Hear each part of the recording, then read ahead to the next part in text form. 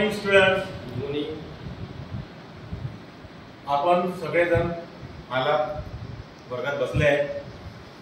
सगळेजण एकदम कुशल मंगल असाल अशी आशा करतो. आपण सर्वजण कधी ना कधी मार्केटमध्ये जात असतो. मार्केटमध्ये गेल्यानंतर आपला सगळ्यात पहिला प्रश्न आहे की आपल्याला वस्तू विकत घ्यायची.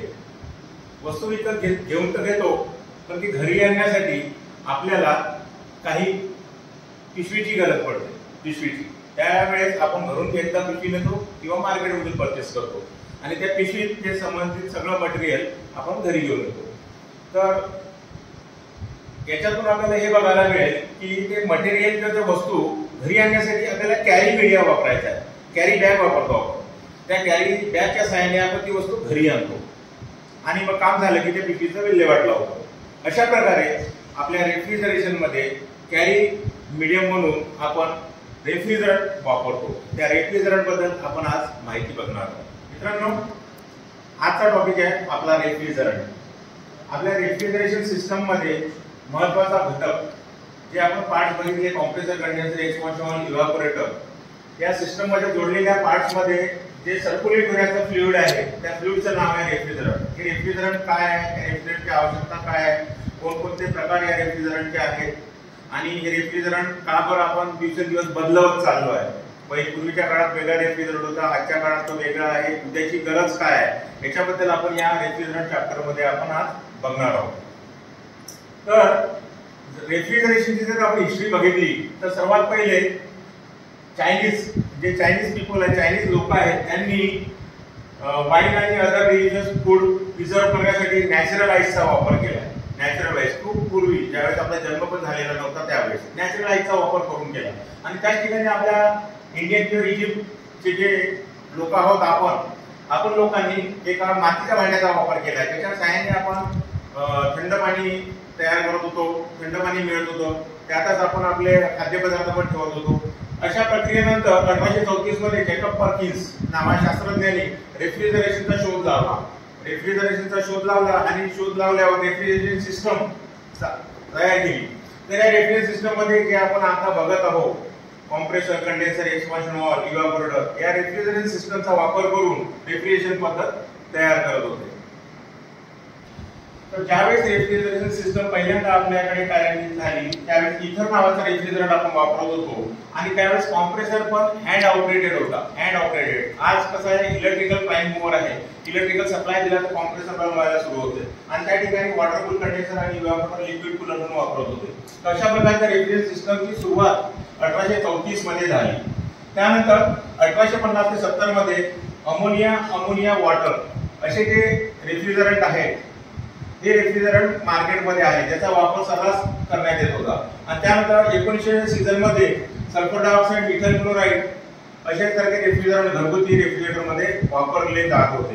1930 मध्ये हॅलो कार्बन रेफ्रिजरंट आले. 1930 ज्याच्यामध्ये हॅलो कार्बन रेफ्रिजरंट मध्ये R12, R22, R114 हे रेफ्रिजरंट नवीन मार्केटमध्ये आले. तर आपण याच्याबद्दल डिटेल आता समोरच्या स्लाइड मध्ये बघू. तर व्हॉट इज रेफ्रिजरंट? तर रेफ्रिजरंट म्हणजे काय, एक वर्किंग सबस्टन्स आहे.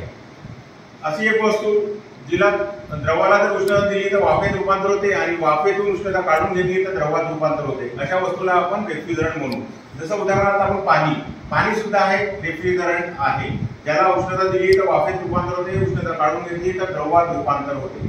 पण हा वॉटर जो रेफ्रिजरंट आहे हा प्रत्येक सिस्टम मध्ये चालू शकत नाही, म्हणून त्याला आपण बाजूला ठेवून त्या जागी दुसरे रेफ्रिजरंट काढले. तर या रेफ्रिजरंटचे जर प्रकार जर बघितले तर दोन भागात याची विभागणी केली जाते. एक प्रायमरी रेफ्रिजरंट आणि एक दुसरा सेकंडरी रेफ्रिजरंट. तर आपण पहिले समजून घेऊया की प्रायमरी रेफ्रिजरंट काय आहे. प्रायमरी रेफ्रिजरंट म्हणजे काय की ज्या रेफ्रिजरंटने ती वस्तू डायरेक्ट कॉन्टॅक्ट मध्ये येऊन ती वस्तू थंड होते. असा जर रेफ्रिजरंट असेल तर त्या रेफ्रिजरंटला आपण प्रायमरी रेफ्रिजरंट म्हणू. जर हा रेफ्रिजरंट घेतला आणि इथे वस्तू ठेवली तर ही वस्तू ऑटोमॅटिक थंड होईल. तर हा रेफ्रिजरंट कोणता झाला, प्रायमरी रेफ्रिजरंट. आणि त्यानंतर दुसरा रेफ्रिजरंटचा प्रकार बघितला तर सेकंडरी रेफ्रिजरंट. सेकंडरी रेफ्रिजरंट म्हणजे काय, प्रायमरी रेफ्रिजरंटने सेकंडरी रेफ्रिजरंट थंड होईल, डिझायरेबल टेम्परेचर मेंटेन करेल आणि हे डिझायरेबल टेम्परेचर सेकंडरी रेफ्रिजरंट मध्ये आल्यानंतर हा सेकंडरी रेफ्रिजरंट त्या वस्तूला थंड करेल. अशा प्रकारच्या रेफ्रिजरंटला आपण सेकंडरी रेफ्रिजरंट म्हणू. जसं आहे refrigerant use in BCC and BR system. हे जे प्रायमरी रेफ्रिजरंट आहे हे वेपर कॉम्प्रेशन रेफ्रिजरेशन सायकल मध्ये वापरतात किंवा वेपर ऍब्सॉर्प्शन रेफ्रिजरेशन सायकल मध्ये वापरतात. This fluid provide refrigerant by undergoing the phase change process in the evaporator. हा जो रेफ्रिजरंट आहे सिस्टम मध्ये चारही फेज मधून जेव्हा जात असतात तेव्हा पदार्थाची अवस्था बदलते. रेफ्रिजरंटचं टेम्परेचर प्रेशर हे कमी जास्त होते. सिस्टम जर ज्या पद्धतीने डिझाइन केली आहे त्या पद्धतीने तो रेफ्रिजरंट त्याच्यामध्ये सिस्टम मध्ये मूव्ह होतो. त्यानंतर बघू आपण सेकंडरी रेफ्रिजरंट. सेकंडरी रेफ्रिजरंट बद्दल बोललो की प्रायमरी रेफ्रिजरंटने हा सेकंडरी रेफ्रिजरंट थंड होतो आणि सेकंडरी रेफ्रिजरंट वस्तूला थंड करतो. सेकंडरी रेफ्रिजरंटला आपण ब्राइन किंवा अँटी फ्रीजेस सुद्धा म्हणतो. ब्राइन किंवा अँटी फ्रीजेस सुद्धा म्हणतो. नेक्स्ट. तर प्रायमरी रेफ्रिजरंट मध्ये आपण चार प्रकार बघू. एक हॅलोकार्बन रेफ्रिजरंट, दुसरा ॲझोट्रॉप रेफ्रिजरंट, तिसरा इनऑर्गॅनिक रेफ्रिजरंट आणि चौथा हायड्रोकार्बन रेफ्रिजरंट. हे चार रेफ्रिजरंट काय आहे हे नेक्स्ट स्लाइड मध्ये बघू. सेकंडरी रेफ्रिजरंट कुठे कुठे वापरतात? Use for transporting thermal energy from one location to another. Secondary refrigerant does not undergo phase change process. Used when refrigeration is required sub-zero temperature, known as brine and antifreezes. या आधीच आपण बोललो की secondary रेफ्रिजरंटला आपण ब्राइन्स आणि अँटीफ्रीजेस म्हणतो. Use in large refrigeration unit. जसं उदाहरणार्थ आपण सेकंडरी रेफ्रिजरेटरचं उदाहरण घेतलं तर जे रस्त्यावर बर्फ कुल्फी विकणारे लोक आहेत ते आपल्या डब्यामध्ये मीठ आणि बर्फ या दोघांचं मिश्रण करून टाकतात. तर ते झालं सेकंडरी रेफ्रिजरंट. त्याला आपण ब्राइन म्हणतो. आणि त्या बर्फ आणि मिठाच्या याच्यामुळे जी वस्तू कुल्फी किंवा जी काही वस्तू त्यात ठेवली असेल ती त्या पद्धतीने थंड होते.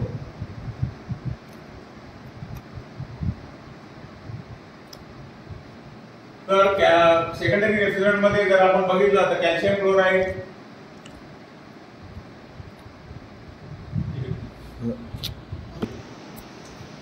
आता आपण बघणार आहोत प्रायमरी रेफ्रिजरंट.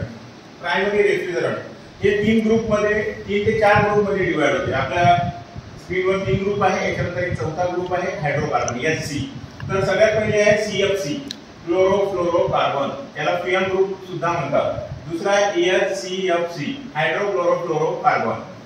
तिसरा आहे HFC हायड्रोफ्लोरोकार्बन आणि चौथा आहे हायड्रोकार्बन. तर आपण या चौघांचं वर्गीकरण करताना आपण बघूया की या ग्रुप मध्ये काय आहे, काय ऍडव्हान्टेज आहे, काय डिसएडव्हान्टेज आहे. एवढे ग्रुप का पडले आहे रेफ्रिजरंटचे आणि एवढ्या रेफ्रिजरंटची आवश्यकता का आहे? तर सर्वात प्रथम आपण CFCचा एक मॉलिक्यूल फॉर्म्युलाचा डायग्राम काढला आहे. ज्याचा CFC R12 रेफ्रिजरंट जो आहे रेफ्रिजरंट 12 याचा आपण बघितलं तर इथे दिसेल क्लोरीनचे दोन मॉलिक्यूल आहेत. कार्बनचा एक आहे आणि फ्लोरीनचे दोन आहेत. क्लोरीनचे दोन मॉलिक्यूल आहे, कार्बनचा एक आहे आणि फ्लोरीनचे दोन आहे. असा जर refrigerant molecule formula chemical formula जर असेल तर त्या रेफ्रिजरंटला आपण मोनोक्लोरो डायक्लोरो मिथेन म्हणतो केमिकल नेम. आणि त्याचा शॉर्टकट जर काढलं तर R12 रेफ्रिजरंट म्हणतो. दुसरा आहे HCFC R22. याच्यामध्ये क्लोरीनचा एकच मॉलिक्यूल आहे, कार्बनचा एक आहे, हायड्रोजनचा एक आहे आणि फ्लोरीनचे दोन आहेत. आणि तिसरा आहे HFC मध्ये इथे क्लोरीन गायब झालेला आहे. क्लोरीनचा मॉलिक्यूल दिसत नाही. तर म्हणायचं तात्पर्य क्लोरीनवर माझा भर याच्यासाठी आहे की आपल्या रेफ्रिजरंट मधला जो एक क्लोरीनचा मॉलिक्यूल आहे तो ओझोनचे 1000 मॉलिक्यूल नष्ट करत आहे. एक क्लोरीन मॉलिक्यूल ओझोनचे 1000 मॉलिक्यूल नष्ट करत आहे. त्यामुळे दिवसेंदिवस काय काय होणार आहे ओझोन डिप्लेशनमुळे हे आपण नेक्स्ट टॉपिक मध्ये बघणार आहे. पण थोडक्यात एवढं सांगायचं आहे की CFC ग्रुप हा वातावरणाशी खूप हानिकारक आहे. त्यामुळे मॉनिट्रियल प्रोटोकॉल आता मॉनिट्रियल प्रोटोकॉल काय आहे? मॉनिट्रियल प्रोटोकॉल काय म्हणजे इंटरनॅशनल एक कमिटी आहे ते डिसाइड करते की कोणता रेफ्रिजरंट किती वर्ष वापरायचा आणि त्याचे साइड इफेक्ट काय, इन्व्हायरमेंटल इम्पॅक्ट काय होतो यानुसार ते डिसिजन घेतात आणि ते सगळे जगाला आपल्याला फॉलो करावे लागते. मॉनिट्रियल प्रोटोकॉलनुसार CFC 2010 पासून बॅन करण्यात आलेला आहे. तर HCFC हा 2020 पासून बॅन केलेला आहे. त्याचं बॅन करण्याचं कारण याच्यातला क्लोरीन मॉलिक्यूल. आपण CFC मध्ये बघितलं तर दोन क्लोरीन मॉलिक्यूल आहे. HCFC मध्ये क्लोरीनचा एकच मॉलिक्यूल आहे. तर या सगळ्या गोष्टींमुळे सगळ्यात पहिले 12 बॅन झालाय, त्यानंतर 22 बॅन झालाय आणि त्यानंतर HFC रेफ्रिजरंट मार्केटमध्ये आला. या HFC रेफ्रिजरंट मध्ये एकही क्लोरीन मॉलिक्यूल नाही. पण त्याचेही डिसएडव्हान्टेजेस आहे. त्याचे डिसएडव्हान्टेज हे आहे की हा रेफ्रिजरंट एन्व्हायरमेंटल खूप चांगला आहे, वातावरणाचा मित्र आहे, पण या रेफ्रिजरंट मध्ये मॉइश्चर ऍब्झॉर्बिंग कॅपॅसिटी खूप जास्त आहे. हा जर ओपनली जर सिस्टम मध्ये कुठूनही लिकेज मिळालं तर तो मॉइश्चर ऍब्झॉर्ब करते आणि मॉइश्चर डस्ट ह्या आपल्या सिस्टमचा शत्रू आहे. त्यामुळे हा पण रेफ्रिजरंट काही दिवसांनी कालबाह्य होणार आहे. त्या जागी मग नवीन रेफ्रिजरंट येणार आहे ज्याचं नाव आहे हायड्रोकार्बन. हायड्रोकार्बन जो रेफ्रिजरंट आहे हा मॉइश्चर ऍब्झॉर्बन हा गुण नाही, एन्व्हायरमेंटल फ्रेंडली आहे. फक्त विषय असा आहे की हायड्रोकार्बन रेफ्रिजरंट हा अति ज्वलनशील आहे. हा अति ज्वलनशील असल्यामुळे आपल्याला काही सेफ्टी प्रिकॉशन्स फॉलो करायचे आहे. सेफ्टी प्रिकॉशन फॉलो करूनच त्या रेफ्रिजरंटला यूज करायचा आहे. असा जो हायड्रोकार्बन रेफ्रिजरंट आहे हा आपण नेक्स्ट चॅप्टर मध्ये बघणार आहे. थोडक्यात एवढं सांगायचं आहे की सगळ्यात चांगला रेफ्रिजरंट सध्या स्थितीत हायड्रोकार्बन रेफ्रिजरंट आहे. जर आपण सीएफसी एससीएफसी जर सिस्टम मध्ये 100 ग्रॅम चार्ज करत असेल तर त्या ठिकाणी हायड्रोकार्बन रेफ्रिजरंट हा फक्त 40 ग्रॅम आपल्याला चार्ज करायचा आहे. म्हणजे सगळे ऍडव्हान्टेज हायड्रोकार्बन रेफ्रिजरंट मध्ये आहे. फक्त डिसएडव्हान्टेज आहे की हा हायली इन्फ्लेमेबल आहे. हा जर ओपनली कुठेही त्या रूम मध्ये जर ओपन झाला, लीक झाला तर तिथे आग लागल्याशिवाय दुसरा पर्याय राहणार नाही. तर नेक्स्ट टॉपिक मध्ये बघू आपण हायड्रोकार्बन रेफ्रिजरंट बद्दल डिटेल. Okay, thank you.